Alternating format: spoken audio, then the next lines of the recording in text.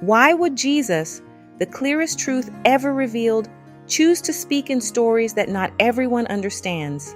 If truth matters, why not just say it plainly? That's the tension. Because when Jesus Christ speaks in parables, some people lean in and others walk away. So here's the question. Are parables meant to make things clearer or reveal what's already in your heart? In Gospel of Matthew 13 and Gospel of Mark 4, Jesus begins teaching in parables. A parable is a simple story with a spiritual meaning, but it's not just illustration, it's invitation. An invitation to listen deeper, think differently. See spiritually, Jesus says this, "Whoever has ears to hear, let them hear." In other words, everyone can hear the story, but not everyone will understand the truth. Jesus tells a story. A farmer goes out to sow seed. The same seed, but 4 different outcomes. Some fall on the path. Birds eat it. Some fall on rocky ground. It grows fast, but has no root. Some fall among thorns. It gets choked. And some fall on good soil and produces a harvest. Later, Jesus explains, the seed is the word of God. The soils are the hearts of people. The disciples ask Jesus, "Why do you speak in parables?"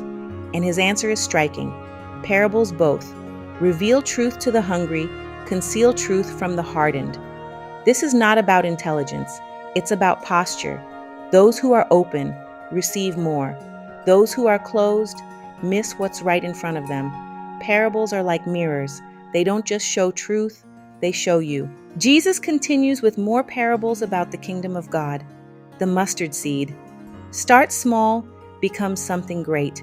The yeast works quietly, but transforms everything. The hidden treasure, worth giving up everything to obtain. The pearl of great price. When you see its value, you don't hesitate. Here's the pattern. The kingdom doesn't always look powerful at first, but its impact is unstoppable. Parables are not just information, they are decision points. Every story Jesus tells forces a response. Will you lean in or tune out? Will you reflect or resist? Because understanding the kingdom is not just about hearing truth, it's about receiving it. So let's bring this home. What kind of soil is your heart right now? Closed, shallow, distracted, or receptive?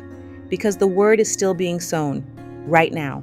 And your growth is not limited by the seed, but by your openness to receive it. God's word always carries power.